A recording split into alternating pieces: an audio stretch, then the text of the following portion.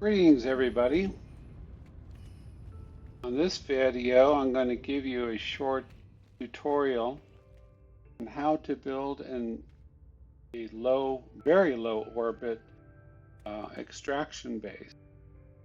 You can have up to about 4 to even 5 materials being extracted from one base. This space I have right here, to save you all the video to how I created and built it, is extracting 4 items. Out there is electricity, out there is silver, way out there is, I believe that's sulfurine, and even further, way out there is oxygen. And if you want to see that, of course the power won't show up in any tanks, but if you go over here, you'll notice this one is oxygen. That one's sulfurine. And that one is silver. And then I have my little transporter here. In my last video, I showed you all how to build a low orbit base using a base computer and just landing pads like these here. And so what you do in order to get a base that can extract all these different items, you go to your scanner, which is right here, and you'll notice I can scan for gas here, minerals, electricity. And so what you do is you go to any planet you desire that has the minerals you want on it. And I just picked this random planet to do this. It had silver and some gases. And what you do is you land down here on the ground on any planet and begin scanning. If you want to have minerals like activated indium, activated copper, activated whatever, emerald, you'll have to go to planets that are quite stormy, and you best make sure you have plenty of environmental stuff in your exosuit like this, so you can pretty much walk around all you want in the storm and not be damaged, or underwater in some instances. You want to build a base underwater. On some planets, you can actually build an entire base that'll do the same thing as this base does underwater. So anyway, what you just scan like this. Like right now, I'm scanning basically the materials. There's actually another material here that's only or it's a B, and I'm not sure what it is. Let's go check it out.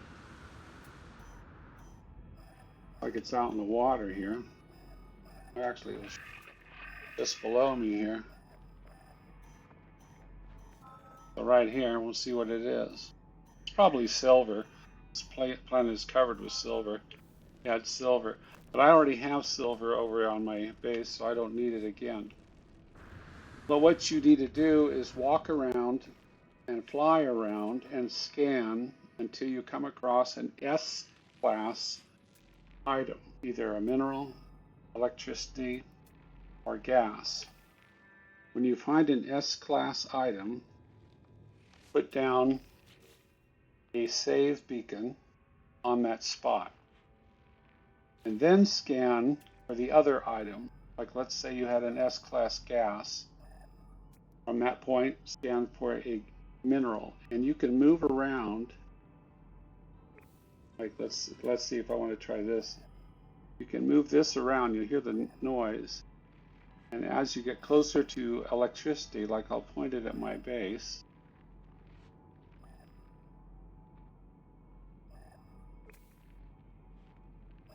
not picking it up, we're too far away.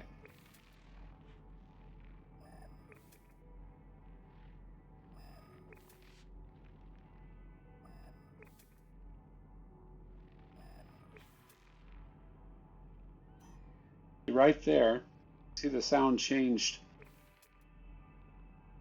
from that to that. That means out this direction there is an electrical point I can tie in. Now, since I put down a save beacon, let's say on that spot that I just surveyed that was minerals, and I walked all the way over to that electrical spot,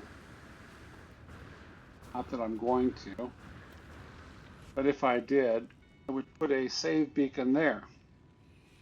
And then from that one, I would scan again for another mineral or another gas, and so forth until you get an array of save points, hopefully around in a circle. And I'll show you what happened here. I'm flying way above my base here. You can see a save beacon there, one there, one there, and one there. That one is my oxygen. That one is my sulfurine. That one is my silver. And that one is my electrical. And my base is right there. I was able to build access to all those places without touching the ground. And what's also cool is all these extractors, fly over to this one, is actually floating in the air, and it's extracting the gas. And this one over here, it's extracting the silver up in the air. Same in the electrical without touching the ground. So you don't have to deal with mountains, you don't have to deal with water, trees, obstructions of any kind when building your base. I also added on this base in particular an array underneath for plant life. Later I'm going to plant all kinds of plants in there.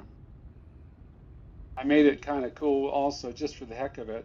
Notice I put these lights around here, the red ones around all the landing pads, like you see here, and use the wires as kind of a fence. And then you can see the pipes I have going down along here from each of the areas. These are the pipes that come all the way from that silver place. The electricity, of course, is being transmitted on the wires. And I'm using these little pylons here as just kind of like telephone poles, I guess you could say. Let's get my thermal protection up again so I wear that warning all the time. Technology recharge. There we go. Technology recharge. Technology recharge. Now I'm pretty much immune from anything for a while. So you see there's my power, there's my silver, and I just made a nice little glass walkway back and forth. Now when I did this base computer, it was on the ground.